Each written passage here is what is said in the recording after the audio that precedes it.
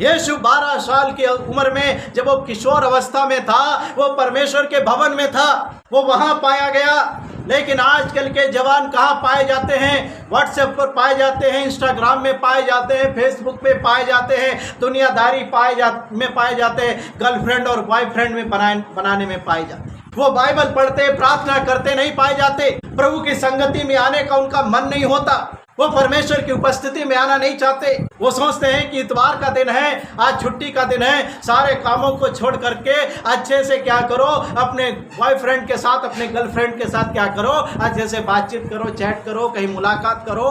बस इसी विचारों में खोए रहते। संगति में क्या करोगे जाकर के? वही सब बातें सुनते। लेकिन यीशु जब अपनी किशोर अवस्था में था, वो परमेश्वर के भवन में था। हम कहाँ पाए जाते हैं? आजकल के जवान कहाँ पाए जाते हैं? अपने ऊपर विचार करो कि तुम कहाँ हो, तुम्हारी आंखें कहाँ लगी हुई हैं, कैसे विचारों में तुम खोए हुए हो। शैतान ने तुम्हें गुमराह कर दिया, वो नाश करना चाहता है। अगर तुमने गलत रास्ते से अपने कदम को नहीं रोका तो हो सकता है वापस मुड़ने का भी समय आपको ना आए। इसलिए याद रखिएगा, कोई देखे ना देखे, परमेश्वर तुम्हारी सारी हरकतों को देख रहा है। दाऊद भी एक छोटा बालक था, उसके अंदर भी अभिलाषाएं होंगी, लेकिन उसमें नहीं फंसा। उसने पूरे मन से प्रभु की खोज करना शुरू किया, पूरे मन से परमेश्वर की पीछे ईमानदारी से चलना शुरू किया। उसकी आज्ञाओं को मानने से वो खुश होता था, उसको खुशी मिलती। परमेश्वर का भय मानता, उस पर भरोसा रखता, अपने भेड़ बकरियों से बहुत ही प्रेम करता था। जब कोई शेर और भालू उसके भेड़ और बकरी के बच्चे को उठा ले जाता था, परमेश्वर पर भरोसा करके उसका पीछा करता, उनके जबड़े को चीर करके क्या करता, अपने भेड़ बकरी के बच्चे को छुड़ा करके लेकर आता और उनके केस बाल पकड़ करके उनको मार डालता। उसने शेर और भालू दोनों को मारा। गोलियत के सामने भी जाने से नहीं डरा, जिसके सामने जाने से पूरी इस्राएली सेना कांप रही। वो छोटा लड़का जिसके ऊपर परमेश्वर का आत्मा था, अभिषेक था, एक ही पत्थर से क्या किया, शत्रु को चित्त कर दिया, खत्म कर दिया। क्या परमेश्वर ने उस दाऊद के लिए उसकी पत्नियों का इंतजाम नहीं किया, उसका विवाह नहीं करवाया? फिर भी जब गलती किया दाऊद ने, तो परमेश्वर ने उसे भी एक ही गलती किया अपने जीवन में। परमेश्वर का देखना मनुष्य के जैसा नहीं। कई बार जब आप गलत रास्ते पर होते हो, माता पिता के सामने छुपाने का, बड़े अच्छे बनने का प्रयास करते हो, कोशिश करते हो, ठीक है ना?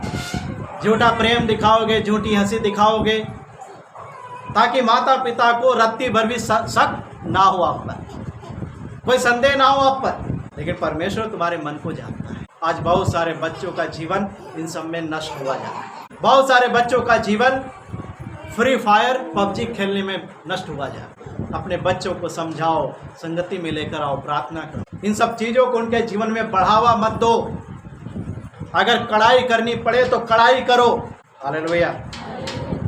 उसको वचन से चेतावनी दो, सिखाओ, उनको बिगड़ने से, गलत रास्ते पर जाने से रोको। हमारी आपकी जिम्मेदारी।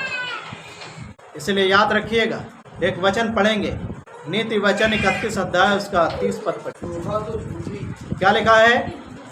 शोभा तो झूठी और सुंदरता व्यर्थ है। और सुंदरता व्यर्थ है। क्या है? शोभा तो झूठी और सुंदरता व्यर्थ है। लेकिन इंसान किसको चुनता है? किसी को चुनना चाहता है। शोभा जिसकी अच्छी हो और देखने में सुंदर हो, किसी को तो चुनता है। और आगे पढ़िए।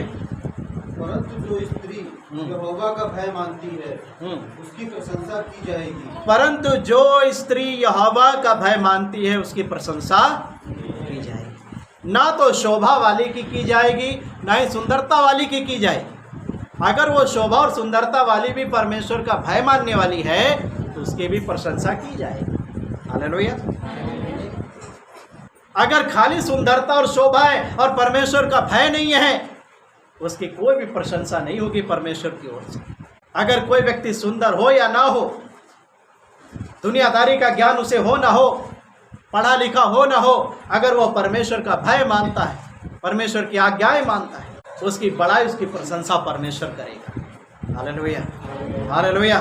जो परमेश्वर का भय मानकर पाप और बुराई से दूर रहता है, प्रभु की आज्ञाओं के अनुसार जीवन बिताता है, वो पढ़ा लिखा हो या ना हो, वो सुंदर हो या ना हो, उसके पास अच्छा खाने को हो या ना हो, उसके पास रहने को अच्छा घर हो या ना हो, पहनने के लिए अच्छे कपड़े हो या ना हो, दुनिया का सुख सुविधा उसके पास हो या ना हो, अगर वो परमेश्वर का भय मानने वाला है तो परमेश्वर उसका प्रशंसा करेगा, बड़ाई करेगा। हालेलुया, हालेलुया, उसकी तारीफ होगी परमेश्वर की। और आपके पास सब कुछ हो और परमेश्वर का भय ना हो आपके जीवन में, आप पाप के रास्ते पर जा रहे हो, आप अपने जीवन से पाप करते हो, तो याद रखिएगा परमेश्वर की ओर से आपकी प्रशंसा तो नहीं होगी, वो आपको डांटेगा, आपको दोषी ठहराएगा, आपके काम ही आपको दोषी ठहराएंगे और आप नरक के भागी हो जाएंगे। याद रखिए, मैं फिर से आपको दोहराना चाहता हूँ, परमेश्वर ने हमें से किसी को भी नाश होने के लिए नहीं बुलाया।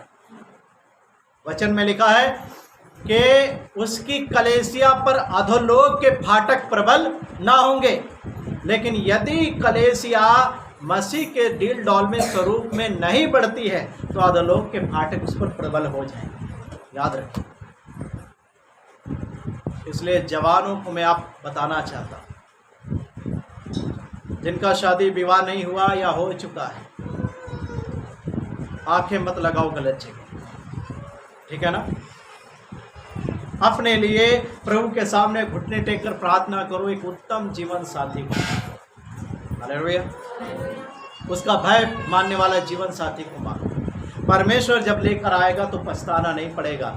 अगर आप अपनी कोशिशों से, अपने बल बुद्धि से, अपनी समझ के सहारा लेकर के चुनाव करोगे, आपको पछताना पड़ सकता है। याद रखिए। Hallelujah, hallelujah. इसलिए जवान बहुत अच्छी तरीके से सुन लें। यीशु अपनी किशोर अवस्था में, अपनी जवानी के दिनों में कहाँ था? परमेश्वर के भवन में। और आप कहाँ हो इस बात को जांच लें। अगर आप इंस्टाग्राम में व्यस्त हो, फेसबुक में व्यस्त हो, व्हाट्सएप में व्यस्त हो, यूट्यूब में व्यस्त हो, और कौन कौन से चैट करने वाले आते हैं, कौन कौन से आते हैं पता? इनके अलावा और कौन कौन से आते हैं पता नहीं है? हैं? कोई और पता है कोई चैट करने वाले? नहीं पता? अगर और कोई हो तो वो भी शामिल कर लीजिएगा।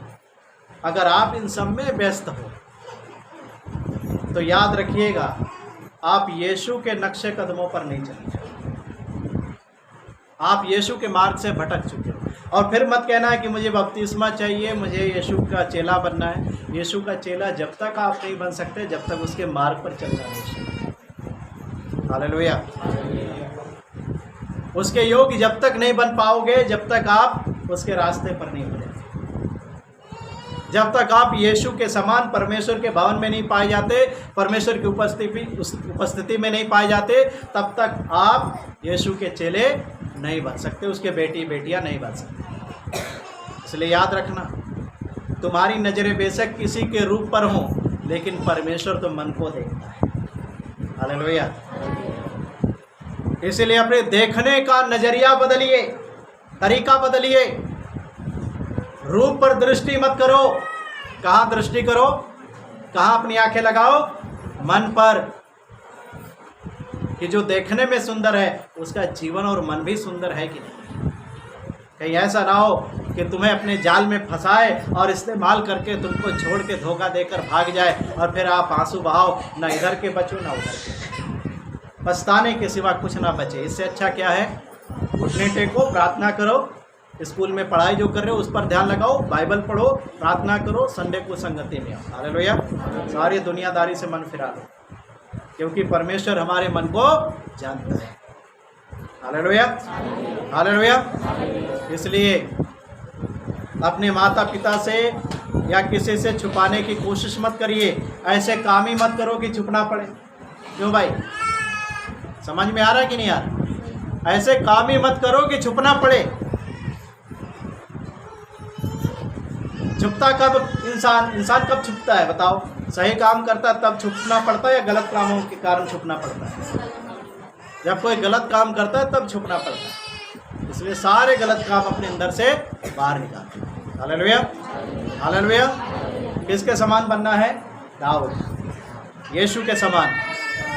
पूरे मन से प्रभु के खोज में लगो, पूरे मन से प्रभु के मार्ग में चलो, पूरे मन से भय मानो, आज्ञाओं को मानो, हालेलुया, उसका भय मानो और यीशु के समान प्रभु के भवन में उसकी उपस्थिति में रहो। Hallelujah, hallelujah. करेंगे ऐसा? करेंगे कि नहीं करेंगे? प्रभु आप सभी को आशीष दे।